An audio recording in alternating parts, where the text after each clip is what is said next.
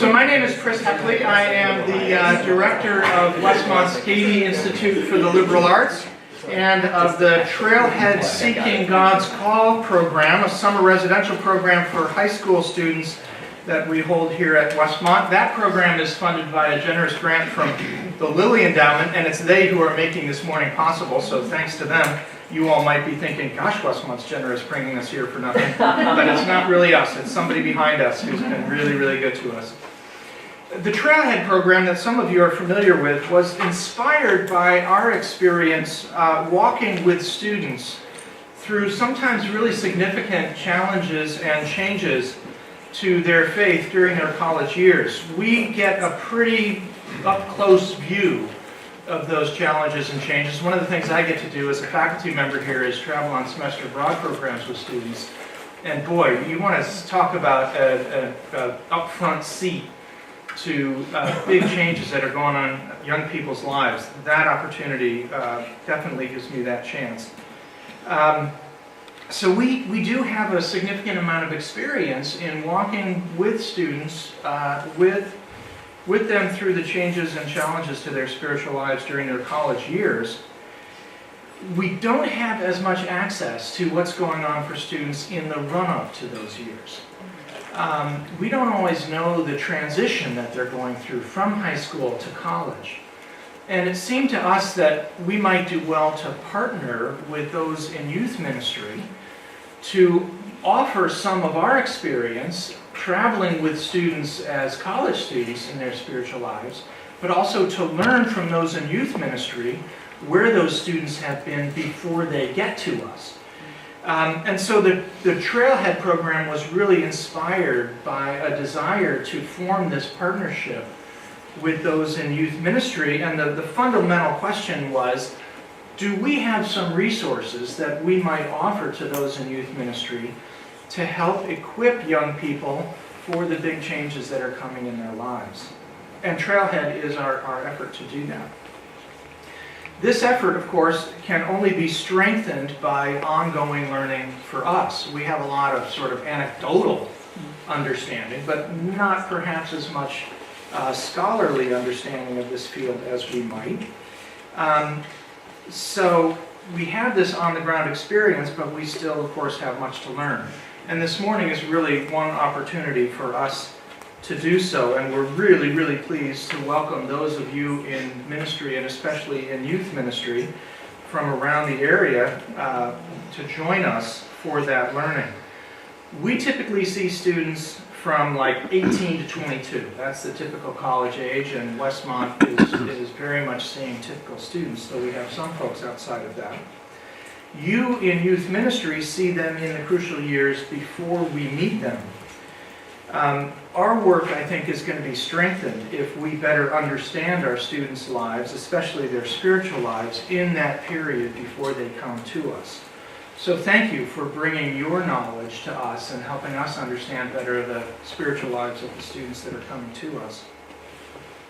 The good news for all of us, whether those of us on faculty and staff at Westmont or our guests from ministries around California, the good news for all of us is that our speaker this morning is really well positioned to speak to the whole audience, both those of us who work with high school youth and those of us who work with emerging adults. Dr. Stephen Argue is Associate Professor of Youth, Family, and Culture at Fuller Theological Seminary and Applied Research Strategist for the Fuller Youth Institute. He's served in these two capacities since 2015. Prior to that appointment, Steve gained years of both applied and research experience serving on pastoral staffs at Elmbrook Church in Wisconsin and at Mars Hill Bible Church in Grand Rapids, and serving on a number of Fuller Youth Institute projects prior to joining its staff.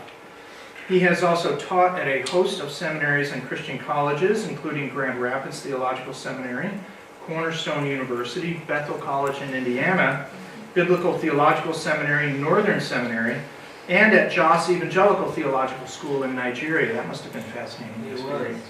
We have a faculty member here whose father is on staff there, and I'm wondering if you might have crossed paths. Steve's own doctoral research was carried out at Michigan State University, where he explored how undergraduate students at public universities work through spiritual struggle. Steve writes prolifically, publishing in numerous journals and contributing a chapter to the book Adulthood, which is edited by Chap Clark. Some of you might have been with us last year when Chap was our speaker at this event. Included in Steve's writing are regular blog posts. And to look at those titles gives us, I think, some sense of how helpful Steve will be to us this morning. Here's one title: When Their Storms Become Ours. Closing the distance between leaders and young people. This post explores how important it is to experience the challenges that emerging adults experience to faith right up close, not just from a theoretical distance. To take his analogy, a violent storm can be thrilling, even beautiful from a distance. It's terrifying in the midst of it. Can we be with young people in the midst of the storms of their spiritual lives? Another title that I loved is Connecting with College Students Over Break.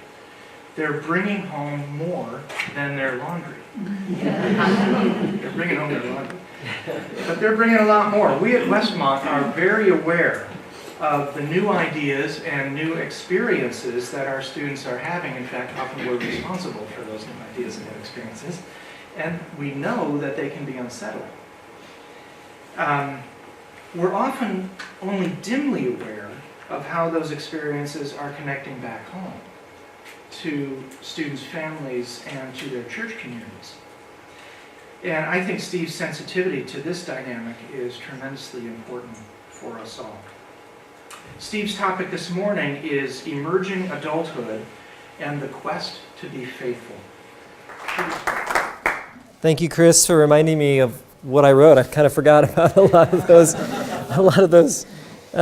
things. The metaphor of the storm makes me realize that all of you in this area have been through a lot this last year, and from our community at Fuller to yours, we just want you to know that we are pulling for you. We are grateful for your faithfulness as you have had to endure and really care for students in unique ways, and that's no small thing. So I feel incredibly honored to be with all of you today. And based on what Chris said, you probably know I'm incredibly old. I've just been around the block a few times, and I'm just grateful for the opportunities that I've had to be in both church settings and in academic settings. And I'm just curious, how many of you are in a ministry setting doing youth ministry with middle school or high school right now?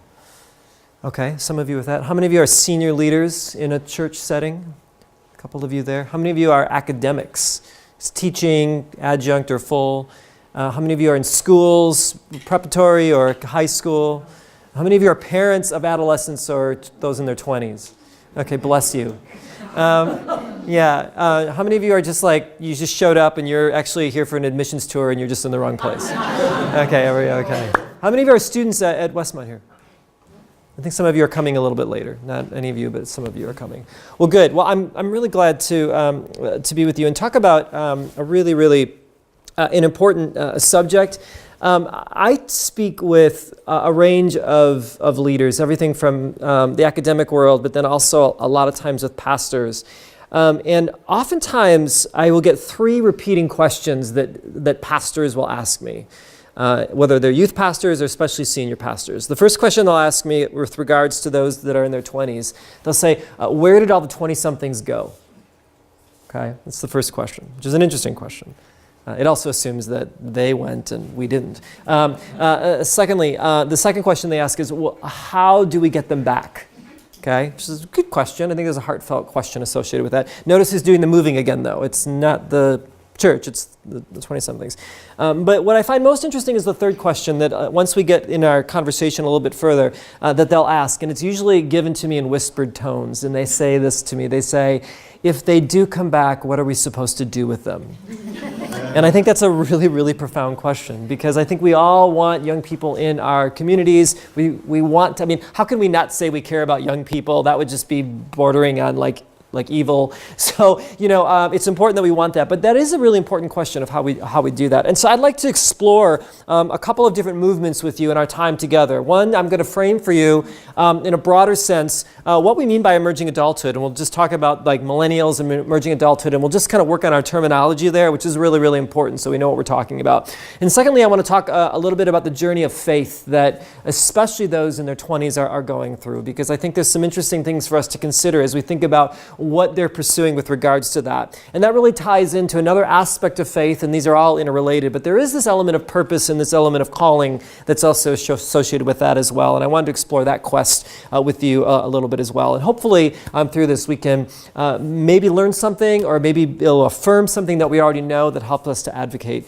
for young people better. But for starters, and I know you're going to hate me for it, I do have a quiz for you. I won't make you get up and move around because the room's a little bit small, but I'm going to show you a statement, and all I want you to do is to agree or disagree with it, okay? If you agree with it, you'll see the arrows. You can point in the direction that the arrow is pointing, okay? And you can look around and see how you did. Now here's the rule though, and I know this is not typical, especially in a higher ed institution, as fine as this. There's no it depends. Okay, I need you to commit 100%, and I promise that you won't be held to that after the seminar, okay? But I just need you to kind of lean one way or another, or this won't be any fun, okay? So here's the first statement. I want you to take it seriously, and then just point to the side that you think you land on this, okay?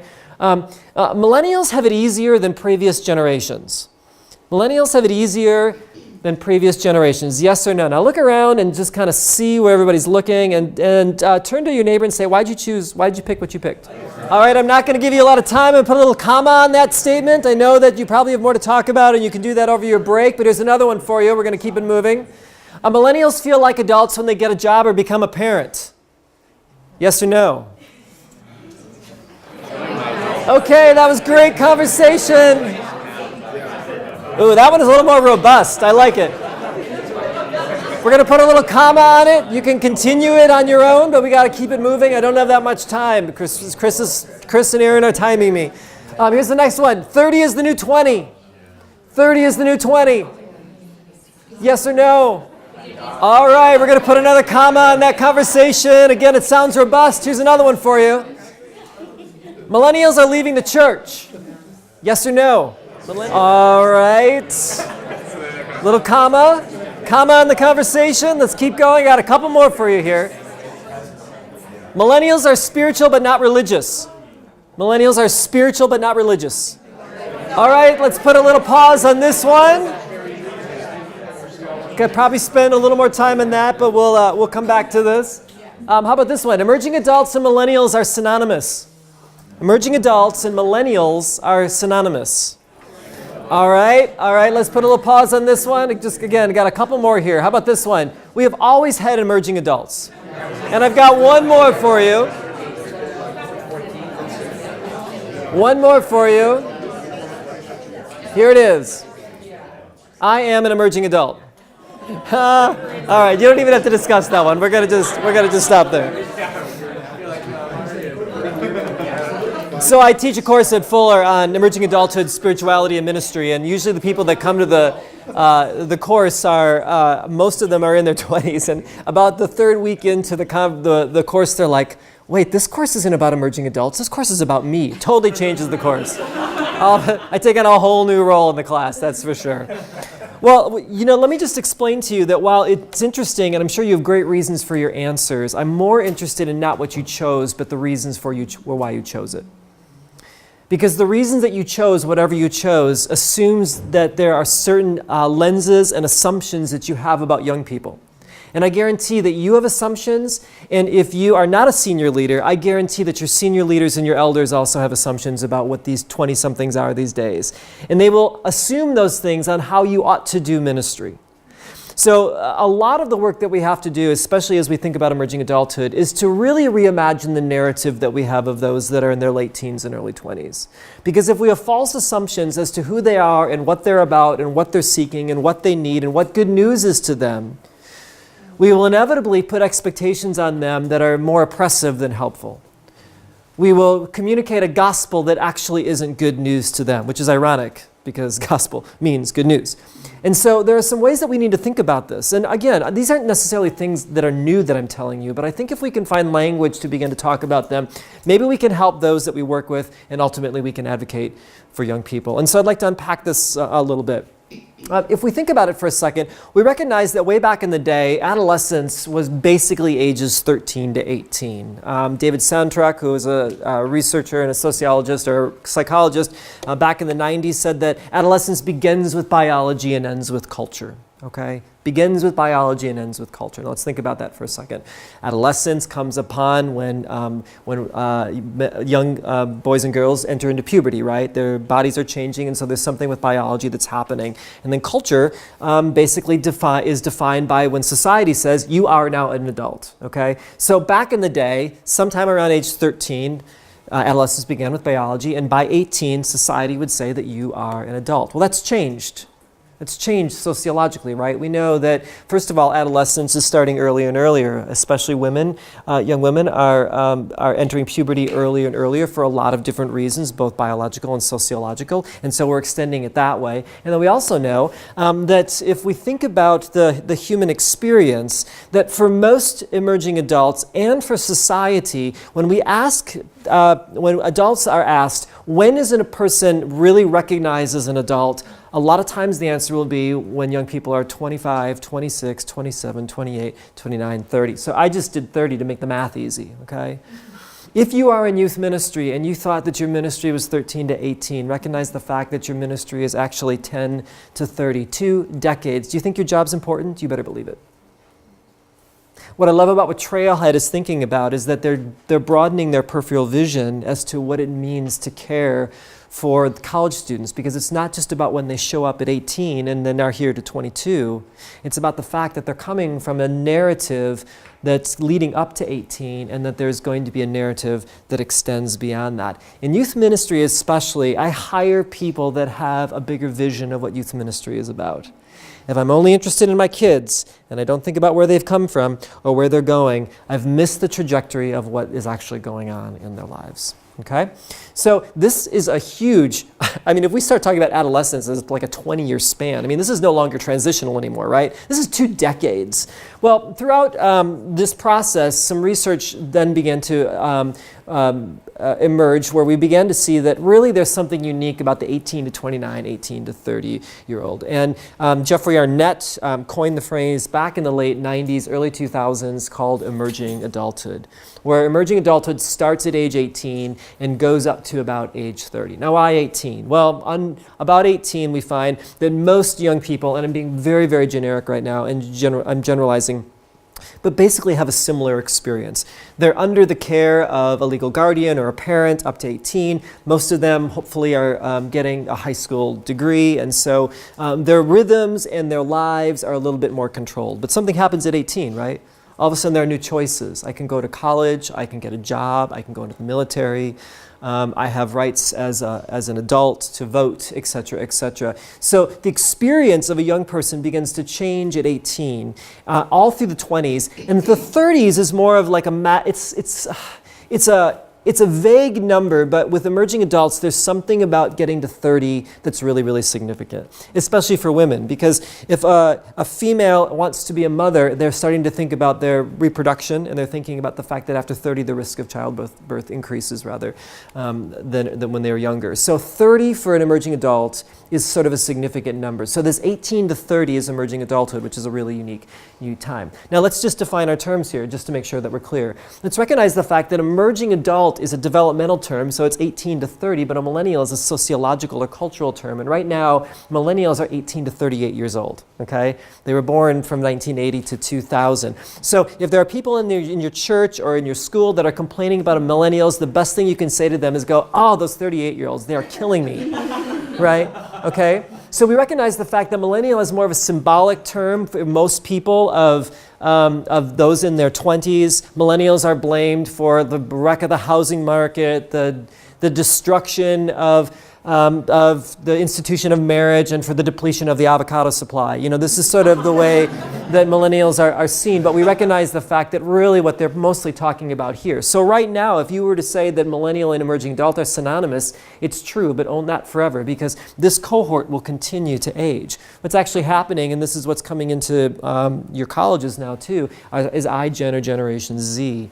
There's a little debate as to when it actually starts. Some would say it was 1995. Others would say it's 2000. So they're either 6 to 18 right now, or they're 6 to 23 years old. And really, you see right around 1995 something really interesting happening with a generation. It was the introduction of the smartphone and technology that way, and the internet that began to change some things associated with that. But these are the terms that are flying around a lot right now. And again, this cohort will continue to grow. What's interesting is that emerging adulthood, as a developmental term, is always going to be this period that's going to have some different looks, but it's definitely a period that we want to pay attention to. Now, let me just explain a little bit about what emerging adulthood is. There's 5 main features of emerging adulthood, according to Jeffrey Arnett. They're going through a time of identity exploration, and they're just trying on different options. They live in a time when there's more options than ever for them, for things that they can do and those things that they can become. Even if they were to go to college, the choices that they have are pretty remarkable right now. And so they're able to move beyond previous expectations or traditions associated with their role. There's also this time of instability, and this instability works in 2 ways. First of all, there's an internal instability where they're feeling and growing and still becoming sure of themselves, but there's also an external instability as well, where this is a generation that's grown up in a post 9/11, post Columbine era, where they see a world that is disruptive and scary to them. So if I have internal instability and external instability, there's just something that I want to do, and that is I want to hold it together. Emerging adults are sometimes blamed for being self-focused, as though they're selfish, but this self-focusedness is more about them trying to hold it together. If my external world is shaking and my internal world is disrupting, what am I going to do? I'm going to plant my feet and I'm going to stand here like this and try to hold it together. This is not being selfish. This is me trying to save my life. Okay? That's what the self-focusedness means at this time. And so they also feel in between. They no longer seem like adolescents. They don't want to be called adolescents, but they don't feel like adults yet either. And so they're also faced with unparalleled possibilities. There's more, and with this comes some optimism as well. The possibilities for emerging adults in this generation are greater than many, many generations prior to them, and the opportunities that they are able to engage in are quite remarkable. And so these would be considered 5 main features. When it comes to their identity formation, they're really working through 3 things, which makes it really easy. I mean, just 3 things. They're really thinking through belief, their worldview, if you will, their faith. How do I, why do I do what I do? Why do I believe what I believe? What informs me with that way? They're also thinking about work and this idea of vocation. What's the fingerprint I want to make on this world? How am I navigating that? And then they're also thinking about this concept of love, this idea of who do I want to spend the rest of my life with. And so the stakes are higher as they think about dating and also and engaging the other. And at the same time, while the excitement is high, there's also a tremendous amount of heartbreak and tragedy associated with that as well. And so those 3 things, we'll look at a couple of them a little bit later, but that's really what they're thinking about. Adulthood for emerging adults is interesting. We don't really the question is really asked, well, when do you feel like an adult, emerging adult? And this is what they'd say. They'd say, it's not when I get a marriage or job. I can have a job and still not feel like an adult. I can be married and still not feel like an adult. But they would say that I feel like an adult when I begin to take responsibility for myself, when I'm owning my decisions, when I'm making these independent decisions, and also when I become financially independent, which really challenges a symbol in American culture that sometimes an older generation doesn't understand. When an emerging adult moves home with their parents, we usually see that as an adulting fail. But let's think about it from the emerging adult perspective for a second. If one of my goals to be an adult is to be financially independent, and I can move home and save money so that I can reach that independence, it's actually a move in their minds toward adulthood, not away from adulthood. Now, if they're in their basement playing video games all the time, that's another story. But what we find interesting is that symbolic thing that maybe a generation or two ago that would seem as a failure is actually a step in an adulting direction. So Jeffrey Arnett, who coined the phrase emerging adulthood, would basically say this, that it takes time to grow up today. It takes longer than it used to. We need more education. We need more preparation. We need more time to establish ourselves in a world where we no longer are competing with others across the street. We are competing with others across the world. And so the amount of preparation that's needed to make it in this world and actually be a contributing member, adult in society, has actually become more of a challenge. And so it takes time. But to balance that, Meg Jay, a psychologist, she would say this, is that she would say that 30 isn't the new 20, that we need to be careful of this, that emerging adults must invest in this decade of the 20s well. A lot of people that she would counsel would say, I'm almost 30 and my resume looked better when I was 20 than I was 30. Because I was told, says the emerging adult to Meg Jay, that 30 was just the new 20. So I had time to kind of try things out with no real plan. It seems as though the 20s are a time of developing oneself, as long as there's a goal in mind of who they want to become when they're 30. Now, I wonder if there's any school or any institution, faith-wise, in the world that actually cares enough about young people that would want to invest in them in such a way to help them become who God has made them to be when they were 30. Seems like a great opportunity for the church to be able to step in and do that. And so that's my hope for the church and for great schools like Westmont to be thinking about what that means. And so Arnett says this, to be a young American today is to experience both excitement and uncertainty, wide open possibilities and confusion, new freedoms and new fears. And so in a cursory sort of way, I wanted to just give you a broad sense of what we mean by emerging adulthood and how that fits with things. So let me just stop there for a second. I've said a lot. I'm wondering if you all want to talk back to me. Is there anything that struck you or a question that you might have or any clarification that I can give about what I've just talked about? I'm happy to move on, but I just want to take a breath for a second, see if there's any thoughts, comments, observations that you have. Here's one that strikes me right away. Yeah. And that is that, so I'm just thinking about being a Westmont faculty member. Yeah. We're actually seeing students in the middle of a process, not at the end of one and the beginning of another. Yeah. That's interesting to me, that in a sense now we're like in the middle of youth or young adult ministry. We're in the middle of young adult ministry. I see what you're saying. I love that. Yeah, right? You're not just sort of receiving the product. Now you're part of the process as well. Yeah, that's a really interesting comment, Chris. I appreciate that. So let's talk about undergraduate and their spirituality for a second. Because part of this, as you remember, as they think about their identity develop, they're really working through three things, right? They're thinking about this idea of belief, they're thinking about this idea of work, and they're thinking about this idea of love. And so I want to explore this a little bit with you. What's interesting is that Nancy Tatum Ammerman said this. She says, if we do not find religion today in the predictable places and the predictable forms as we did before, we cannot assume that it is disappearing. And I think that what she's getting at is this, is that sometimes when we say that young people are leaving the church, we use a metric for measuring faithfulness that may be different than the way emerging adults are actually thinking about what spirituality is all about. And so she's saying, hey, let's not assume that it's completely different, disappearing. Maybe we need some different languages and lenses to understand the experiences of young people and their spirituality today. Also, Emma Green, if you don't follow Emma, you really should. She writes for The Atlantic and does some great stuff on religion. But she says this, she says, the experience of those who are losing their religion shouldn't obscure those who are finding it. So a lot of times we hear, if you've probably read, the sky is falling, everybody's leaving the church in droves, etc., etc. That's just one narrative. There is another narrative of which young people are actually finding God, growing in their spirituality, and exploring different ways of expressing that. And so I think that in the midst of this, that we are sometimes stuck with quite a depressing narrative. And I actually think while that narrative in some ways is true, there are some other aspects of it that we need to consider. What's interesting about this article actually is that she did a study and was trying to figure out why young people, emerging adults, weren't going to some of these big suburban churches anymore. And the reason wasn't because they hated God. The reason was that emerging adults don't have cars anymore. Right? So it has nothing to do with spirituality. It has everything to do with the fact that, well, they're all living in the city and they don't have a car.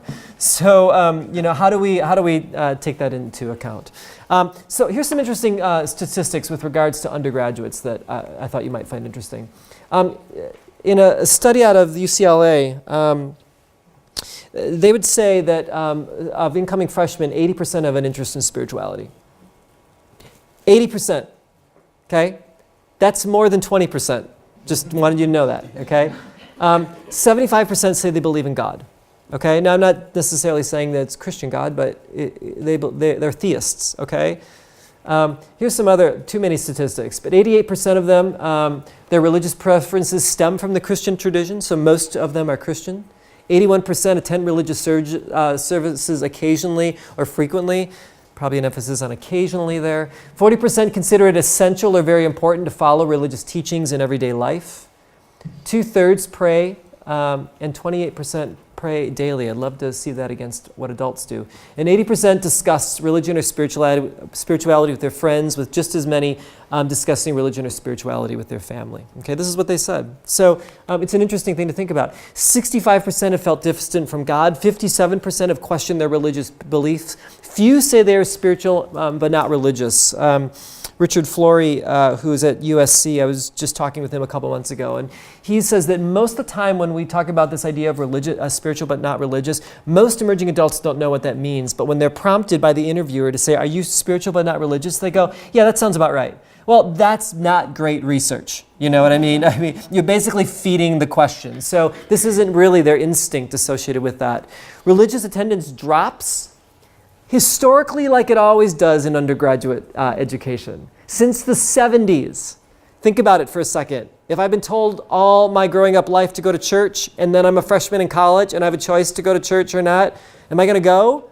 No, not because I hate God, but because I'm evoking my own independence, right? It's about my autonomy. It's about me going, I'm going to make my choice, right? So, which is interesting. And then few freshmen are thinking about theology.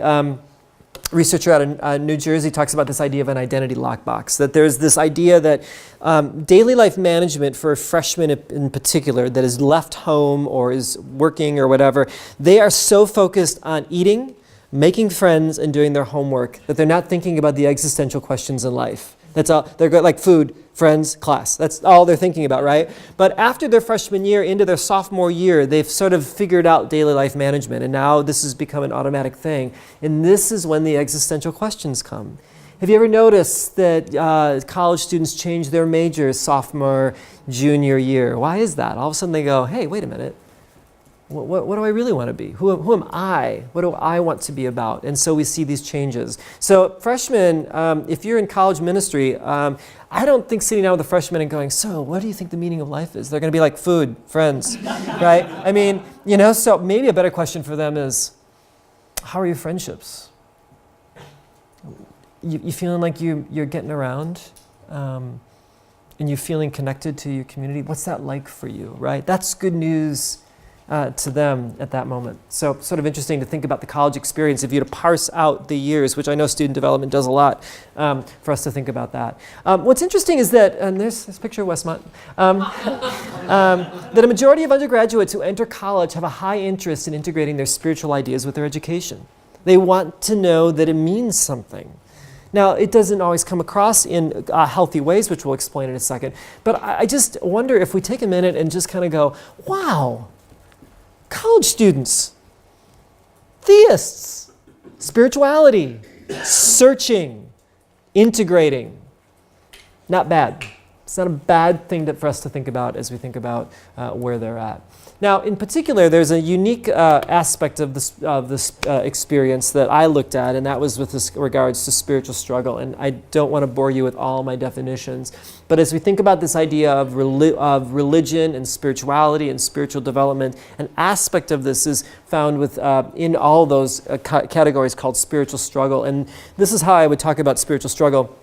It really describes the critical moments between experience people experience when they realize that their spirituality must change to accommodate new experiences or information.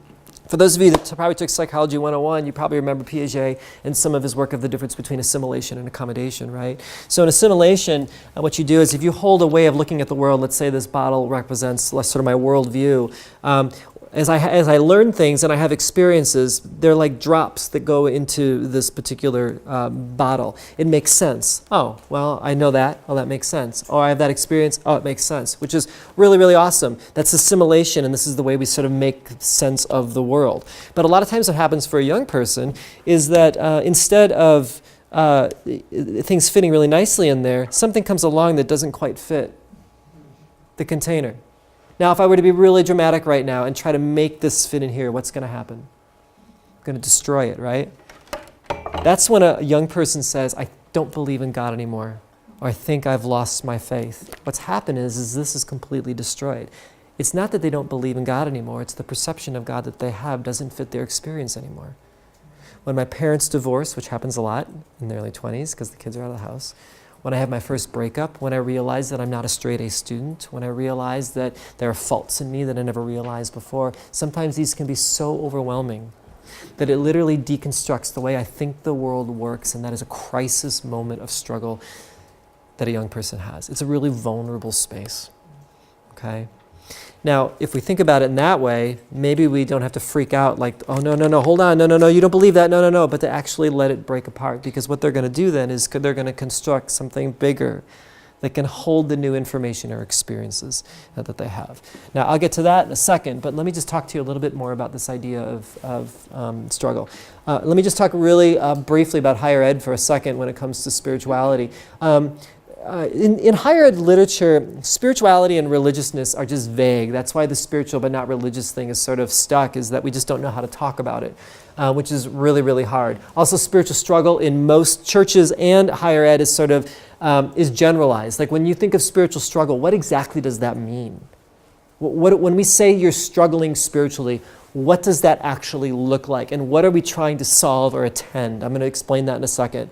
And then students' spiritual experiences are often hidden from us as educators and as pastors. In some of the literature, they talk about this difference, and you educators will know this, between day campus and night campus, right? Day campus is where you go to class, and you do your homework, and you're sort of in front of a teacher, and we kind of do class, and we kind of get to know our students.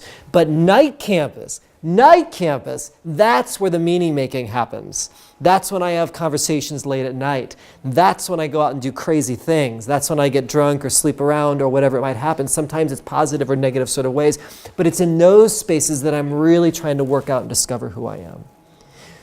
Most of the time in ministry and education, we don't see night campus. We basically program toward day campus, and we wonder why we don't understand our students. The real conversations are not happening on our terms, they're happening on their terms. Okay? Now, one of the most challenging parts of spiritual development is this idea of spiritual struggle, and there's a lot of different words that are used for that. You probably are familiar with a lot of these. Suffering, betrayal, doubt, questioning, anger at God, despair, crisis, dark night of the soul, disorienting experience, pivotal moment, shipwreck, even conversion. Have these experiences of what is associated with spiritual struggle. And when we think about undergraduate spiritual struggle, it really affects a number of students, according to research. It's a necessary part of spiritual development. We can't develop without spiritual struggle, so it's something that we can't go around. We actually have to go through it. And it also, what's interesting, it actually impacts academic, emotional, and social well-being of students. So if I'm having a spiritual struggle and crisis, if it's not attended to well, it actually can affect my academic and social integration, okay?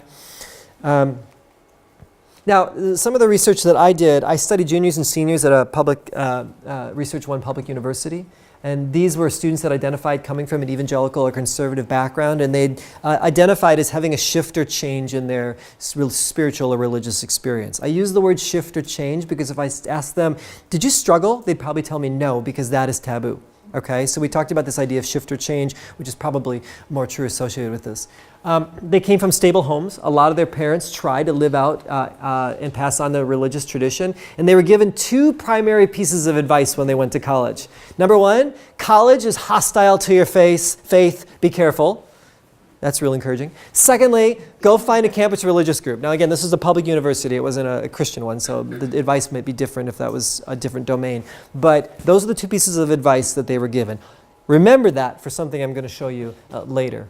They were also very involved kids. They belonged to campus religious groups or church or were athletes. Most of them were in non-academic involvement of about 18 hours a week on top of everything else that they did. So they were invested and busy. And when I asked them and did some work on just them describing their spiritual and struggle and experiences, I asked them kind of what contributed, do you think, to the struggle that you had? I didn't say cause because this isn't about causality necessarily, but here's the things that they mentioned. They had an educational or classroom experience that caused them to, or not caused, but they made them think about their spirituality and bring about struggle.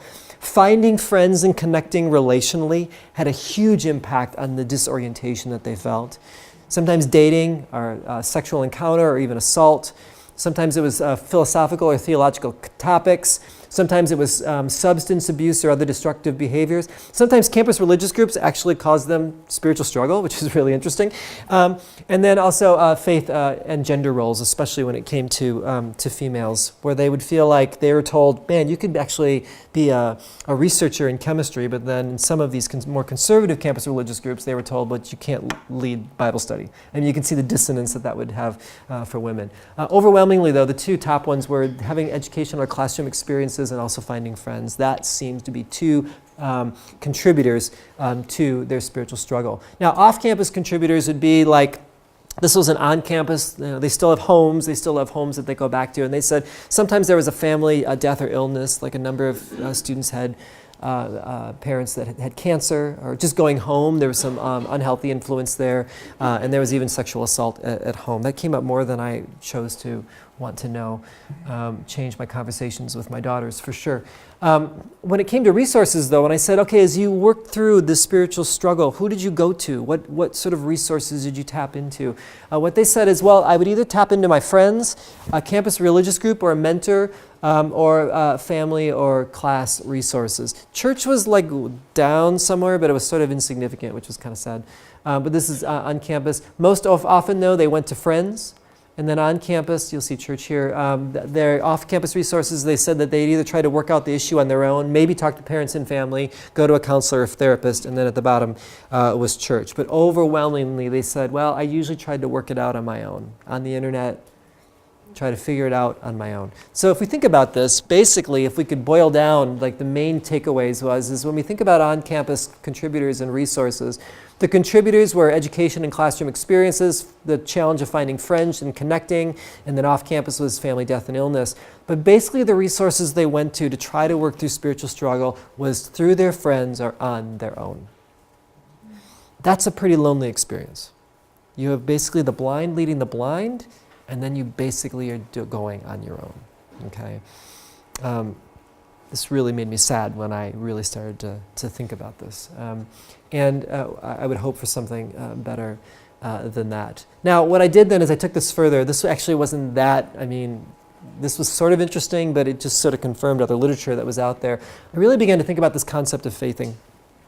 Faith, if you think about the faith not as a noun, which is something you have or something that you possess or something that you lose, but you think of it more theologically as a verb, we realize that there's a dynamic element to that faith is constantly changing. And so Sharon Dallas Parks talks about this idea of faithing, that we don't have faith, we faith. There's a faithing component in our lives where our faith is constantly changing and morphing and developing, and we have to take that into account. In Sharon Dallas Parks' conceptual framework, and now you're like, oh my gosh, there are too many words. You're right. She just talks about this idea that as we think about faith, that from adolescent to emerging adult to tested adult, which would be late 20s, early 30s, we find that there is this change that's happening in really three aspects of faith. Faith is not just intellectual. It has an intellectual, emotional, and communal or relational component to that. That all three are constantly in play with each other. So when we only think of faith as an intellectual form, what happens is we actually think that more information brings about more spirituality, right? This happens even in spiritual struggle. Like if you know a young person that's really struggling, you're like, I got this great book or podcast for you. You see what we're doing. We often default to thinking that information solves the problem, when in actual fact, there's an emotional and relational component as well. I took her conceptual framework and I said, well, what if we were to characterize struggle not as just sort of one generic concept, but actually thought about it through these different realms? What if there are 3 types of intellectual struggle, 2 types of emotional struggle, and 3 kinds of relational struggle?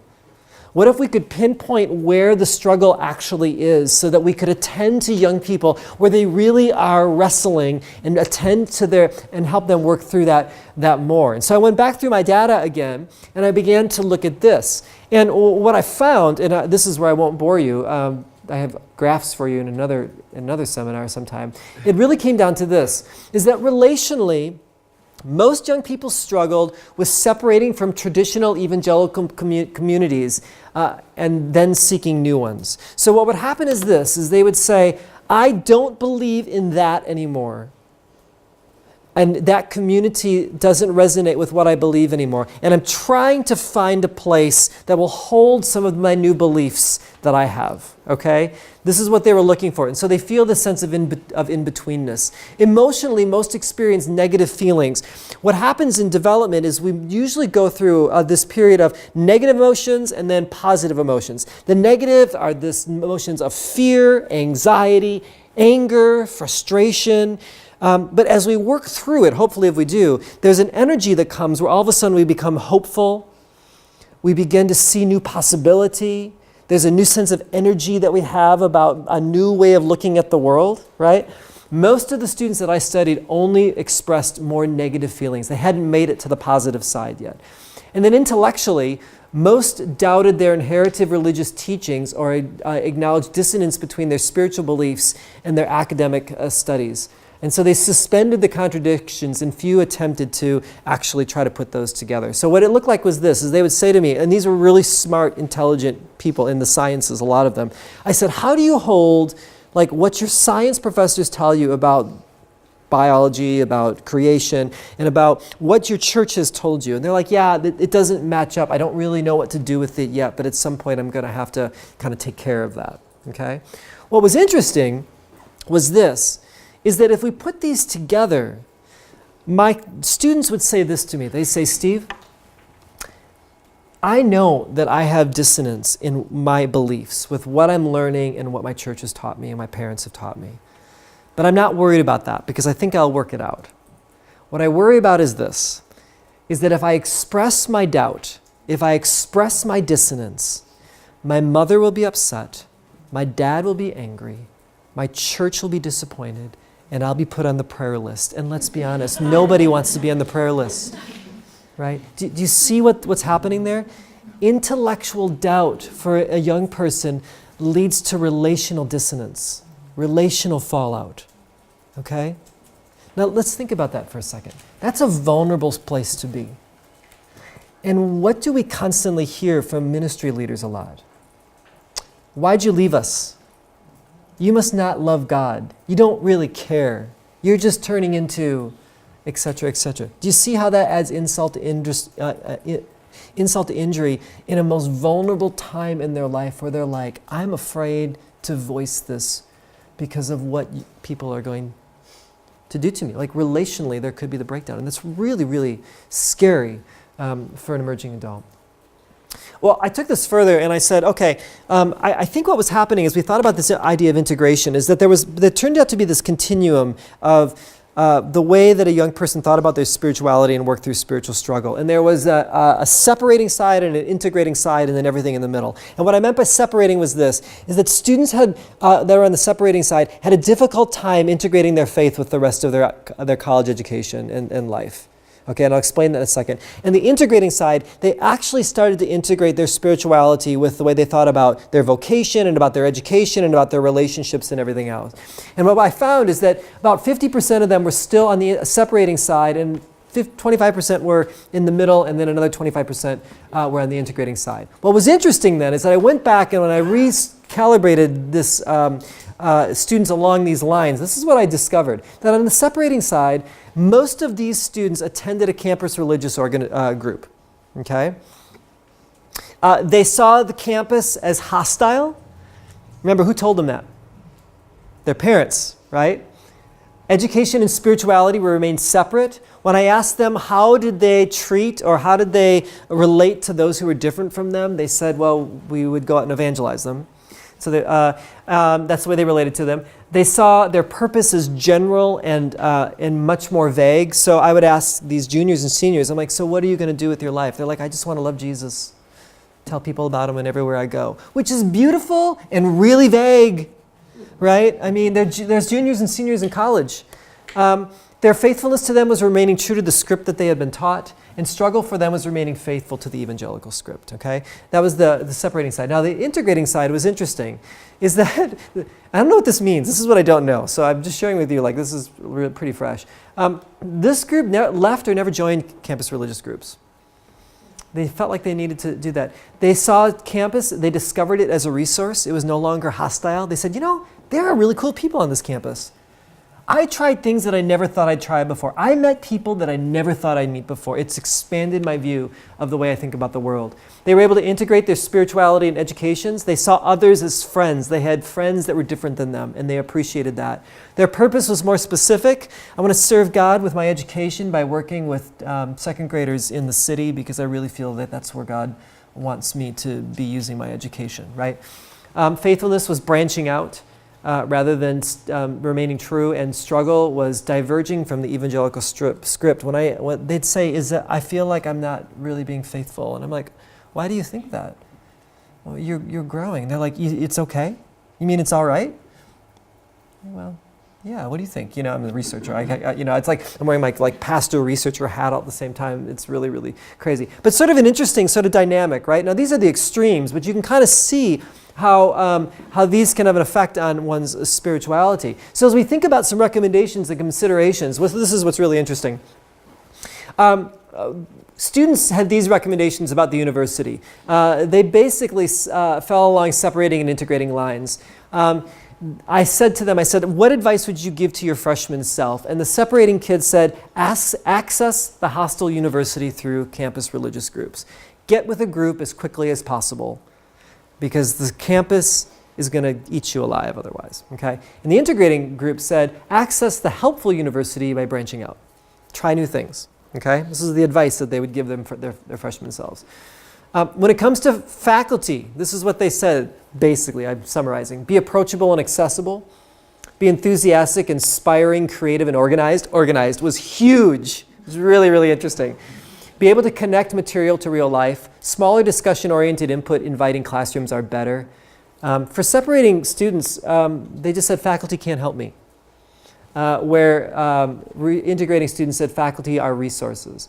And what else is interesting is this, is that they basically said the classroom is always high risk. Okay? Remember day and night campus. No matter how good the class is, it takes a lot of guts to raise your hand and really share your opinion in a class. Now again, I think what we can learn from this is not to say separating kids are good or integrating are good or bad or integrating kids.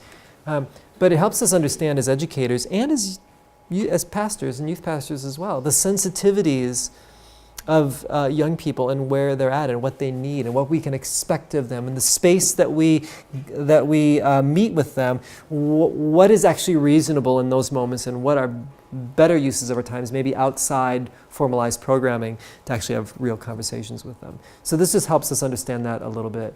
When it comes to campus religious groups, they were great in times of crisis.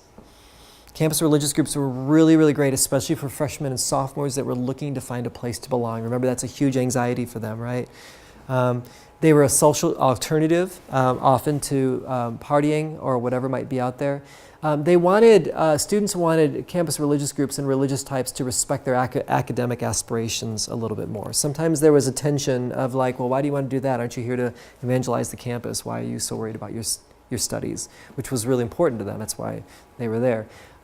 Also to understand the spiritual challenges of women. And then there was something interesting, especially with the integrating students, of them saying, look, we have to leave you. We're not going to be lifers here. There's a point where I need to transition out of this group because I've made my friends, you've given me a great start, but I want to branch out. Which I think is beautiful. It makes me wonder if campus religious groups and religious types in general can think about their transitional responsibility to students rather than holding on to them, right? Can we let them go? Can we prepare them for what's next and help them do that? Oh, when it came to churches, this is some of the things you said. You're still meeting at Sunday at 9 a.m.? Why? Right? I mean, the number of churches around this campus that I was at that had Sunday morning services, and that was the only service they had. I'm like, you're around a campus. That should just be 9 p.m., and you'd probably double your number of young people that show up. You're not always our first choice as a resource. We worry that our quest will alienate us from you. If we really brought ourselves to the table, what will you do with that? We don't need any more information, we need understanding. Take all of us, or just be honest that you don't really want us. Right? And then they're asking this constantly, what's our relationship with you?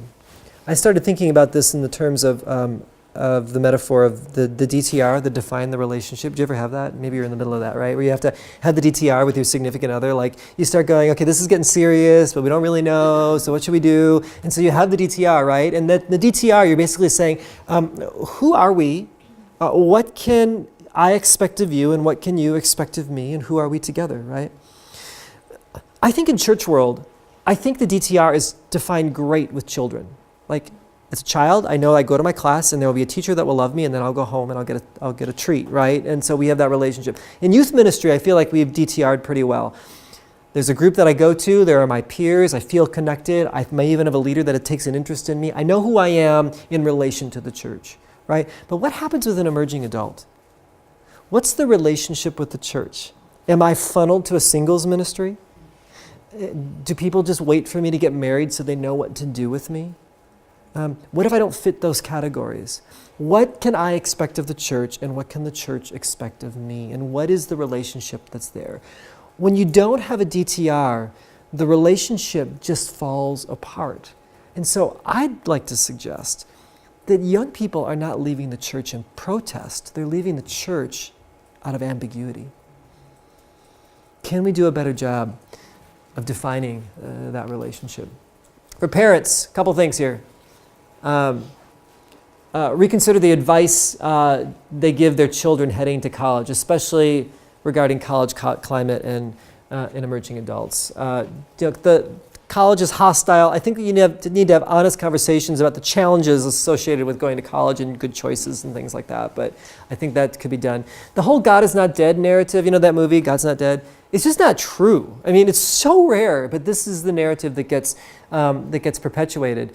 And then once again, like I mentioned before, intellectual struggle raises relational concerns, right? That's what young people are worried about. Oh, here's the other thing, really, really interesting for parents. I should have put this one down as well. Some research would suggest that faith and struggle has a contagiousness to it.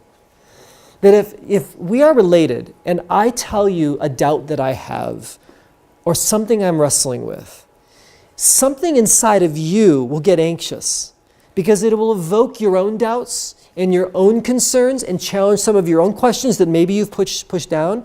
So what will you do?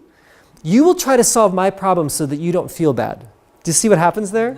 We have you probably get, if you're an educator or you're a youth pastor or pastor, you get these phone calls, right? The parent calls and says, fix Johnny, Susie, Juan, whatever, because they're really going down a bad path. And in that moment, you know it has nothing to do with the kid and has everything to do with the parent, right? That's the contagiousness that also is associated with this, which gets back to the relational part of what faith and struggle is all about. With emerging adults, this is what I would say to emerging adults if they were in the room right now. I would say struggle is common and necessary and that you're not alone. They really need to hear that. They think they're the only ones. They feel really, really bad about that. I would remind them that new struggles require new resources. The more questions that you ask evokes a challenge. And the challenge is that now you have to find the answers to the great questions that you're raising. So what can we do to help them seek out new resources to answer the deeper and more profound questions that they have? Seek out ways to reflect your spirituality. I was struck by the number of students that said to me as a researcher, Steve, I've never told anybody this before, but, and I'm like, you're a junior, senior in college. You haven't told anybody that you're having a shift or change in your spirituality, or you have new ideas and you don't know where to go with them? And that just made me so sad. But it goes back to what we learned before, right? That if all they go to is their friends or they try to figure it out on their own, you can see that that can be a real lonely existence. So we really want to encourage that. And then I also say this, which may sound a little sacrilegious, but it seems to be very, very liberating to a lot of my students. I remind them that sometimes you have to leave a group to be faithful. Maybe a church or a group that you've been a part of has served you well up to a particular point. But what you need to do is branch out because you have new questions that the group just can't help you with. Then the group's the group. I mean, you can be angry at them, or you can just kind of say, maybe there's some new places that I need to go. I think sometimes we always think that leaving is a fail. But what if it's actually a step in a faithful direction? Can we help them and celebrate them moving on to maybe a different community that will serve them well in a new time in their life? It doesn't mean we've lost them. It just means that they have to find different ways to really work through the spiritual challenges and thoughts that they have. So I just wonder if we can be more supportive and helpful to them and give them that option. Now, I'm not saying they just go off and do nothing. I mean, I would hope that they would be connected with the community in some way, shape, or form. But maybe it's just not going to be our community for a while, and it's going to be something else. So I constantly am haunted with this question. What is good news for our students and their faith trajectory? What is really good news for them? Like, what does that mean to them? And how do we communicate that in the way that we teach, in the way that we mentor, in the way that we pastor, in the ways that we come around them as communities? And so I'm going to pause again. There's a lot there. Anybody want to speak back, raise a question, offer an observation? What seemed to ring true? What do you have to think about? Yeah. I was too slow last time, so I'm catching up. Awesome. You're never too slow. I think what you're describing, my observation is that it's really a traditional students. But ironically, traditional is now becoming non-traditional. Yeah. And the non-traditional is becoming, that's confusing, but Yeah. now percentage-wise, the majority of college students are non-traditional. They're going straight out of high school, 4 years to a residential school. Right. So now that's opening up a whole other issue. Plus, I think a lot of what you're describing, I'm one of them, is from a privileged perspective in terms of affluent kids who have access to good education and back homes and all that.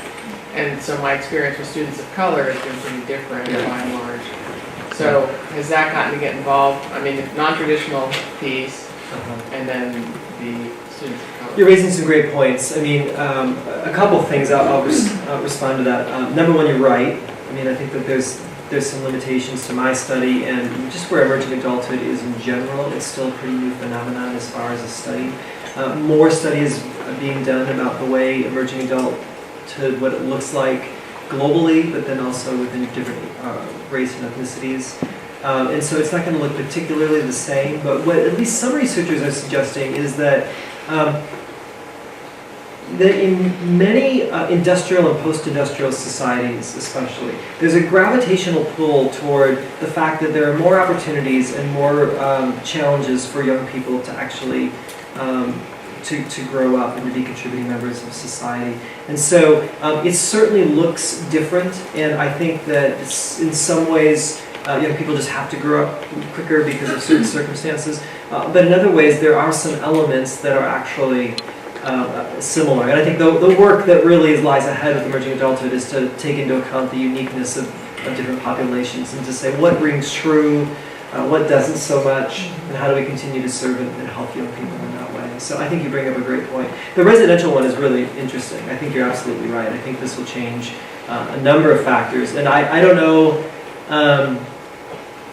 it'll be interesting to see what gets emphasized more and what gets emphasized less, right? As far as being on one's own, the relationship with parents and that dynamic associated with that, and the number of years it even takes to finish an undergraduate degree as well. I mean, the traditional 4 years is not very traditional anymore. So I think you're absolutely right. You bring up some great points. Well, and the struggle, what you're saying also interculturally is unemployment is incredibly high among these emerging adults. Yeah.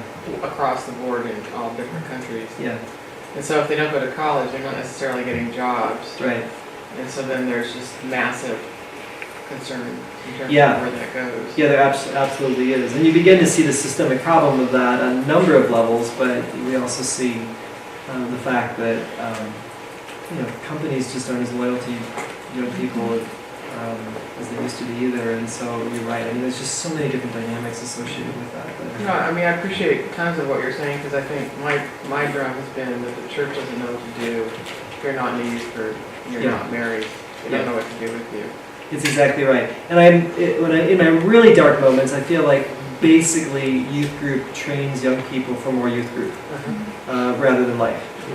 So I think that what this does is we think about, as I've talked with a lot of you about, if we continue to expand the peripheral vision of where they're going, but also where they've come, I think the challenge is for us to reimagine what youth ministry even means and how we think about these things. But that's probably for another seminar. But I kind of feel like you'd resonate with that. Yeah, thank you. Thanks for those comments. Yes. My question is both from the perspective of a parent and someone that employs emerging adults Yes. who wants to be present in the struggle and not seen as someone who is the dangerous person to bring the struggle up with. Can you recommend entree questions that invite, I want to walk the journey with you. Yeah. Even though I represent perhaps this rigidness from their perspective. As a boss. Or a parent. A parent. Yeah, to say, how do we have these discussions as a safe place? And what are just the leading questions? How do you start that conversation so that even though you may differ in many ways, and it's scary what they're struggling with, recommendations? Yes, great question. So my colleague Kara Paul and I, we're working on a book for parenting emerging adults right now. I'm actually turning in the manuscript this week. There's a dynamic thing that we've been playing with, and this idea that if we were to break apart adolescence and emerging adulthood, the way we're thinking about it is that adolescence is more like a learner, early emerging adulthood is like an explorer, and then late adulthood is like a focuser. So we move from we're learning because we don't know things, to exploring where we're figuring out things for ourselves, and the focusing part is like we're beginning to hone in on what we want to be, and hopefully we're moving in that direction. We think that each of those different phases, if you will, or however you want to call them, also has a parallel adult role associated with that. So a learner really needs a teacher, someone that knows how to teach well, to draw out and the best of them, and so sometimes the questions are going to come along more as that sort of thing. For an explorer, you really play the role of a guide, right? You're not really in front of them, you're kind of on the side, kind of helping them through the tricky terrain, but letting them sort of figure some things out on their own. And then as a focuser, you're more of a resourcer where you're really sitting back and you actually are accessed when they need you. So there's all, I just say that as backdrop. I think that those are interesting lenses that we've been unpacking and testing with parents that we think are really important. Practically, there's just a couple things that I try to do is I just try not to assume that when they tell me they have a problem that I understand what the problem is. So actually my wife and I in our family room for a long time we had a giant piece of art that just said, "Tell me more." And so when especially our daughters, but even their friends too, would explain a situation, I'd say, "Wow, that's something. Tell me more about that." And try to really take some time to not be too quick to solve the problem, but to actually let them unpack it, because there's usually more under the hood than I think I realized, and so that was something that we do a lot. The other thing is I've been using this question a lot more as well. Is I think I'm really cognizant of the responsibility that we have to invest in our 20s well. So I'm constantly asking students, tell me about the person you want to be when you're 30. And what can I do to help you get there? Right? And I find that that's a great way to help give critique. So, like, if someone works for you, let's say, does something that doesn't really go that well, you can say, hey, I want you, by the time you're 30, to nail this. Here's just a couple of things that I've learned, and this is some things you may want to try. So you're not really critiquing whether it's good or bad. You're thinking about the trajectory of what they're becoming, because then you're investing in what they want to become as well. And I find that that's sort of a way to kind of juke the system a little bit, because I think sometimes, some people are better with critique than others, but that's just sort of a visionary way to sort of think about that. So I find that really helpful. And then the other thing, it's not a question, it's more of a statement. I just feel like I say I'm sorry a lot more. Like, I overstep, I misunderstand, I make assumptions. My oldest daughter is an artist, and I'm not. And I do not understand the artist world. And there have been times where I've been trying to encourage her to think about expanding what she's doing and that type of thing. And I just find that sometimes I superimpose my background and how she ought to make it in the world on a world that I don't understand. And we've had some really pretty heart-to-heart conversations about, I think I overstepped the line, help me understand what it means for you to be successful, how do I leverage that? And so, I think what's hard for adults is that the 20s, we remember them well. It's not like 6 years old, right? Like we remember high school kind of, we only remember the best part of middle school. That's why when we say middle school is great, we're lying. High school, we kind of remember a little bit more. College, age-ish, we remember those times well. And so it's really easy for us to say, well, when I was your age, and the moment we say that, we basically put about a Grand Canyon distance between them. Because when we were their age, it was a completely different world. Just think about the fashion for just a second, right? So I think if we can just be not too quick to assume that we understand their experience, there certainly is overlap, but I think that in many ways gives you a fighting chance to actually have a conversation with them. So those are a few things off the top of my head. Is that okay? That's helpful. Yeah. Yes. In the musing or observation category, what's kind of going through my mind from my purview is seems like a greater percentage of students that are heading towards community college without clear direction or ambition in terms of asking kids, hey, what are your plans for September? What are you doing? And there's a lot of I don't know. And now up north here at Hancock College and others, I imagine, are offering first year free. And so it's playing into that, hey, stay home, go to JC&A, free-year college is pretty good financial aid. But coupled with that, I don't see a clarity of planning in terms of A, B, C, D to graduation. It's just like, I'm just going to go there and flounder around and hope that I kind of strike on something. And then in faith development, so now they're remaining part of our community and part of our church, and they're not being hit so much with different ideas, but they're still very lost and unclear in your comments. I think about fearfulness in the scary world. That's still out there, and it's almost paralysis. So that's just kind of what I'm seeing as I'm trying to digest. I think there's a lot of things that are going on. I wonder. I mean, one is I do think the cost is a bigger factor, and if I want to be financially independent and I see these costs, community colleges makes much more sense than getting gen ed courses at a residential college. So you certainly have that going on. Secondly, I do think there's an ambiguity as to what one wants to be, so we put it off for that reason. And unfortunately, higher ed has become more utilitarian than existential anymore, right? We don't go for liberal arts education to become better thinkers or better citizens, we go to get a job. And that has been forced on a number of different ways, which would not be the mission of this institution and others as well. We have a higher calling as to what higher ed is about, but we do have this problem where if all college is to get a degree to get a job, and I don't even know what I want to be, we've lost the value of what higher education is all about, and I think you'd be challenged that way. So I wonder, it sounds like you're in a church context, is that right? I wonder what ministry to 20-somethings looks like in your church, where you actually can ask them the vocational questions and help them scaffold something to thinking about their purpose. Because if they haven't gotten it for whatever reason, I think that's good news to them, because I don't think they don't want to know. I actually just think they're either afraid or there's so many options they don't really know how to navigate it. And I get this all the time. I'm afraid I'm going to pick the wrong thing. Or I get the question, I never thought I'd have to navigate this space because I thought I would be here at this point and I'm not. So this extension that we all see, they feel in a unique way, and they don't feel like they have a lot of help in navigating that. So I think there's a great opportunity for churches to actually say, you know what, we can help. We're going to figure out a way, and maybe we can do that. So I think your observation is really astute. Thank you. Anybody else? Oh, yeah. Hi. So I'm curious about, and I don't even know if it's a balance per se or more of a framework, but you talk about allowing for there to be like the deconstruction or kind of the wrestling, and also providing some guidance. And I feel like at Westmont, where it's more of a high-touch institution, and I work in the student development. Great. So as a resident director. Thank you for what you do. Seriously, really important.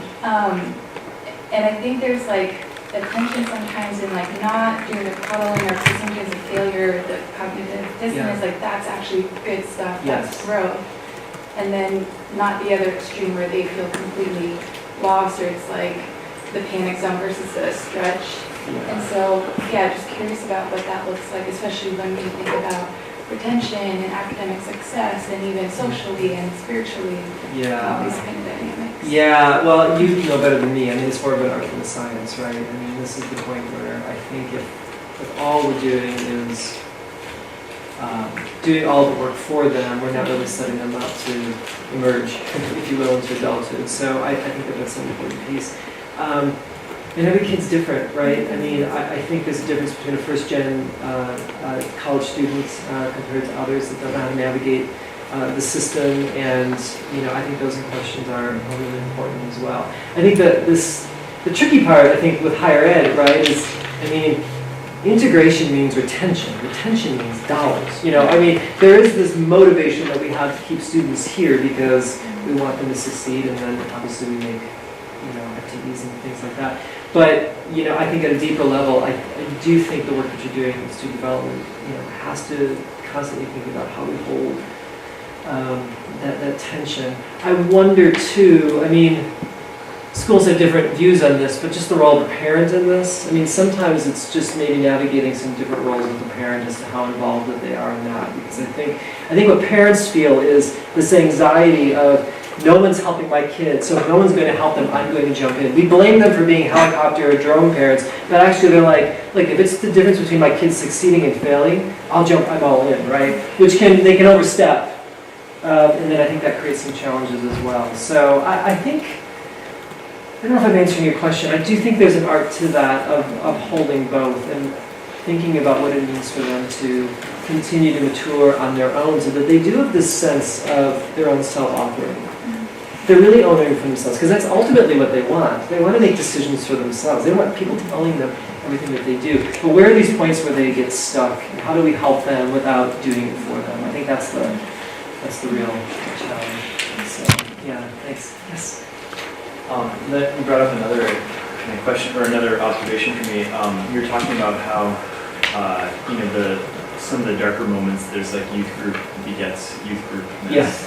And I think the same is true with parenting, and I wonder if part of this is related to also the church helping parents have that transitional view of parenting for themselves. As parents, we're also not there to just keep our kids back and hold on to them as children, but to send them out. And that idea of self-authorship. I wonder if there's more in the church that we can do to help parents embrace that aspect of children's development earlier on, so that by the time that they're getting to college, the parents are not quite as quick to jump in and say. I think you're absolutely right. I think there are a lot of parents that still think their kids are learners and they're teachers, but their kids are actually guides. So when you have a teacher trying to lead an explorer rather than guiding them, that's when the lines get crossed. So I think you're absolutely right. And there's a problem in the church. And I love the church, and I've done the church. But we love and usually value people that do what we ask them to do, right? So this tribal, protect the way we do things, just do what the leadership says. When that is our mentality, it doesn't really promote self-authorship or creative thinking or innovation. It usually defaults to we're just trying to kind of hold on and protect ourselves. And so this creates I think you're exactly right. A challenge and a problem, because we're not really creating independent thinkers in our faith. We really are. It's more about doing what we've always done, and that creates a problem. So when you have a church that wants to preserve the way things are, and then you've got kids that go to work, college, military, whatever, and they start asking questions, and then they come back to their community and start asking these questions, and the community's like, whoa, wait a minute, why are you asking these questions? Can you see the tension? Because they look like they're the problems, and actually they're the ones bringing the best questions to the community. I think our young people are actually our prophets. They're the ones that are asking the questions that we all know we shouldn't be asking, but we just don't. We've lulled ourselves into a view of the world a lot of times that fails to take into account the real questions that young people are asking, and they're the ones that are probably the most interesting. Yeah. As a millennial, I was kind of amazed when I got home from college and I found out apparently there was a place for me in the church, there was a need for me in the church. I was getting called on to do graphic design, I was getting called on to do artwork, and I was kind of amazed that there was even a need for that. Wow. What was really interesting to me though was my plate got full. And so I was suggesting some of the teenagers in our youth group who I knew had some artistic skill. Yeah. And some of the older people in the church were kind of going, oh man, we kind of wanted you. And part of me, my heart was kind of breaking because I was like, I want to show them that there's a place for their talents in the church. Yeah. But there was this desire for a professionalism of sorts. And it's like, but how are they ever going to, like me, discover there's a place for them if they don't get to stretch their wings? And that was just such an interesting experience for me when I was trying to, pass on this place for them. I got so excited when you said they wanted you to do things, but I do think we struggle with professionalism. Like always making the best rather than saying what does it mean to bring people along and to develop along the way. And I think the bigger the church, the harder that is. But I think that's a really, really insightful point. Thanks. Can I suggest maybe we jump in for a break here? We're going to have a nice, long, extended time for conversation with you, Stephen, if that's okay. So first of all, let's thank Steve for